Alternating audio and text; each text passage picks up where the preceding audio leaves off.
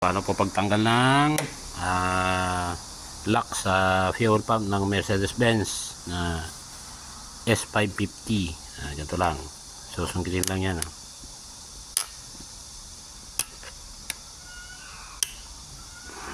Susungkitin lang to.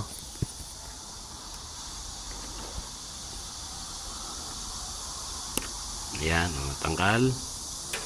Tapos pigain to, dalawa yan. Ayan, kabilaan.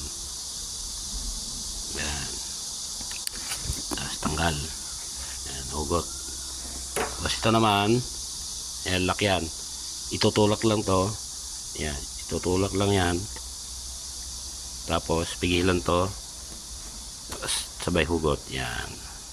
Yan yung pinakalock nya. Balik ulit. Tulak. Yan, tulak. Tapos pigilan to. Sabay hugot. Yan. Okay. Mercedes-Benz na S550.